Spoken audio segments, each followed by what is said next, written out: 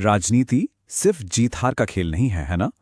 असल चीज तो है शासन, गवर्नेंस। और एक अच्छा शासन वो शुरू होता है जमीन की सच्चाई से, यानी आंकड़ों से।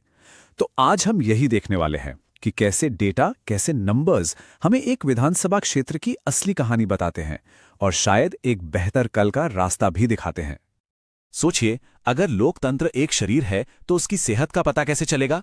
उसकी सबसे छोटी इकाई को देखकर, यानी एक विधानसभा क्षेत्र को। तो आज हम उत्तर प्रदेश के कप्तानगंज की नब्ज टटोलेंगे, क्योंकि देखिए, एक छोटे से क्षेत्र की कहानी ही असल में पूरे राज्य की बड़ी चुनौतियों और मौकों की तस्वीर दिखाती है। तो चलिए शुरू करते हैं। देखिए, हमारा मकसद यहाँ किसी पार्टी के पक्ष या विपक्ष में बात करना नहीं है। हम तो बस एक ऑब्जेक्टिव एनालिसिस, एक निष्पक्ष विश्लेषण करना चाहते हैं, ताकि लीडरशिप के लिए एक ऐसा फ्रेमवर्क, एक ऐसा ढांचा बन सके जिसकी बुनियाद सेवा और जमीन पर दिखने वाले नतीजों पर टिकी हो। तो अब बड़ी बड़ी बातों से हटकर सीधे जमीन पर उतरते हैं। बात करते हैं कप्तानगंज की, वहां के लोगों की, उनके रोजमर्रा के जीवन की। आखिर वहां की मिट्टी क्या कहती है, वहां के लोग क्या महसूस करते हैं? टूटी सड़कें, कभी आती कभी जाती बिजली और पानी की किल्लत, ये सिर्फ शिकायतें नहीं हैं, ये शब्द नहीं हैं। ये कप्तानगंज के लोगों की रोज की लड़ाई है, हर दिन का संघर्ष। यही वो चीजें हैं जो तय करती हैं कि वहां जिंदगी कैसी होगी। और सच कहें तो यही वो मुद्दे हैं जो लोगों के जीवन की क्वालिटी पर सीधा असर डालते हैं। और बात सिर्फ सुविधाओं की नहीं है, लोगों के मन में एक डर भी है, कानून और व्यवस्था को लेकर। हाल ही में हुई एक घटना ने तो जैसे आग में घी का काम किया है। लोगों का गुस्सा प्रशासन की नाकामी पर फूट पड़ा है। अब सेफ्टी कोई चुनावी वादा नहीं रहा, ये लोगों की अपनी निजी जरूरत बन गई है। अब इस आंकड़े पर गौर कीजिए, लगभग 59%। ये है कप्तानगंज की लिटरेसी रेट, यानी साक्षरता दर। मतलब ये सिर्फ एक नंबर नहीं है, ये एक कहानी है। कहानी लगभग आधी आबादी के लिए बंद दरवाजों की, सीमित मौकों की। सीधी सी बात है, जब तालीम की बुनियाद ही कमजोर हो तो तरक्की की इमारत कैसे खड़ी होगी? तो जब हालात ऐसे हों तो लोगों के लिए अपनी आवाज उठाना और भी जरूरी हो जाता है। देखिए, हमारा संविधान हर नागरिक को गरिमा, मतलब इज्जत के साथ जीने का हक देता है, अपनी बात रखने, अपनी शिकायतें बताने का हक देता है। लेकिन इस हक के साथ एक जिम्मेदारी भी आती है कि हम अपनी बात पब्लिक में जिम्मेदारी के साथ रखें। तो ठीक है, हमने जमीनी हकीकत को महसूस किया।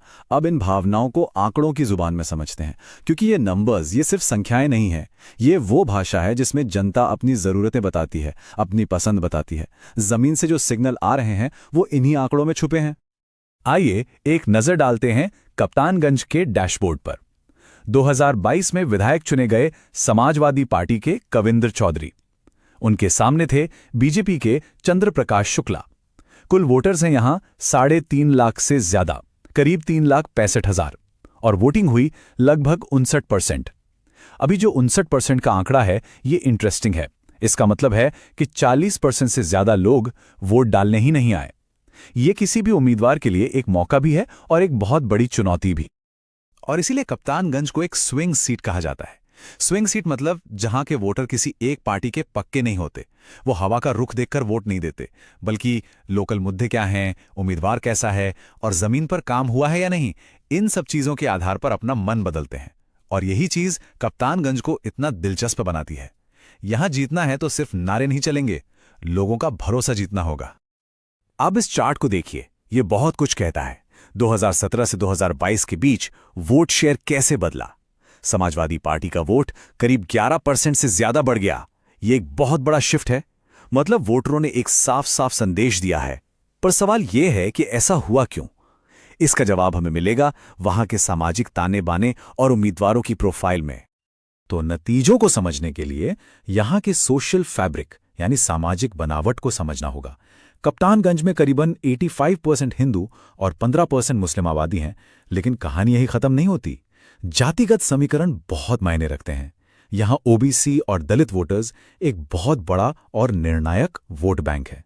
खासतौर पर कुर्मी और यादव समुदाय का दबदबा यहां काफी ज्यादा है। तो ठीक है, हमने आंकड़े देखे, समीकरण समझे, पर इन सबके पीछे की असली कहानी क्या है? चलिए अब इस जनादेश की चीर-फाड़ करते हैं। हम उम्मीदवारों के किरदार को देखेंगे और पुराने चुनावी पैटर्न को खंगालेंगे, ये समझने के लिए कि 2022 में लोगों ने आखिर ये फैसला क्यों लिया। 2022 का मुकाबला बड़ा दिलचस्प था। दो बिल्कुल अलग तरह के किरदारों के बीच।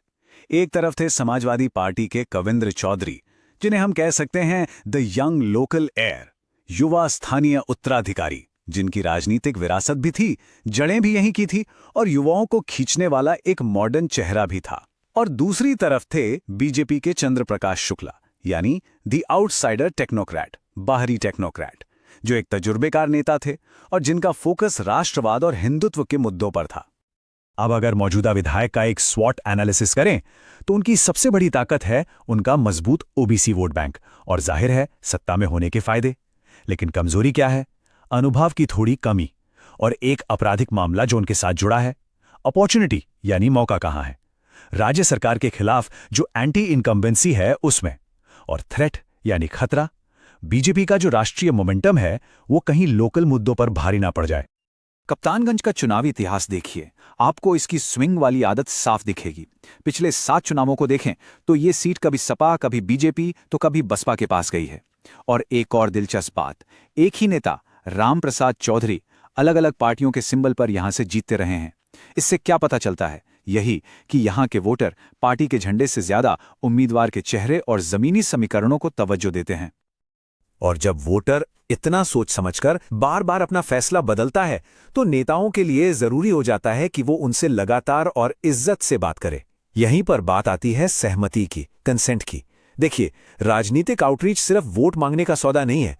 ये एक संवाद है, एक बातचीत जिसमें हर नागरिक की प्राइवेसी और उसकी सहमति का सम्मान होना चाहिए, जैसा कि हमारे देश का डेटा प्रोटेक्शन कानून भी कहता है।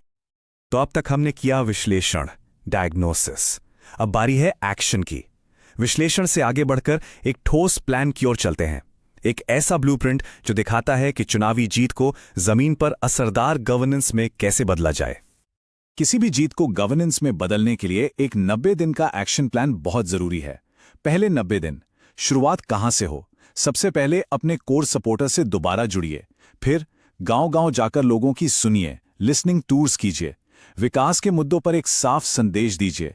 ये एक स्ट्रक्चर्ड तरीका है भरोसा बनाने का और जमीन पर बदलाव लाने का। और इस पूरे प्लान का कोर मैसेज क्या हो, संदेश का सार क्या हो? बहुत सिंपल। सबसे पहले लोगों की असल तकलीफों को मानिए, सड़क, बिजली, पानी, उनके दर्द को महसूस कीजिए। दूसरा, पब्लिक सेफ्टी और इंसाफ की आवाज बनिए। तीसरा, राज्य सरकार की नाकामी के सामने अपना एक लोकल विजन रखिए। चौथा, ऐसे काम का वादा कीजिए जो जल्दी हो और लोगों को दिखे, जिसे हम क्विक विन्स कहते हैं। और सबसे जरूरी बात, पूरी बातचीत को विकास पर टिकाए रखिए, बंटवारे पर नहीं। तो अब हम आखिरी पड़ाव पर हैं। देखिए, चुनाव जीतना सफर का अंत नहीं है, ये तो बस एक पड़ाव है। असली काम तो यहीं से शुरू होता है। ये वक्त है सत्ता के साथ आने वाली भारी जिम्मेदारियों के बारे में सोचने का। तो आखिर में सवाल यही बचता है, किसी भी लीडर की असली पहचान क्या है? क्या वो वोटों का मार्जिन है जिससे वो जीता, या वो भरोसा है जो उसने लोगों के दिलों में कमाया?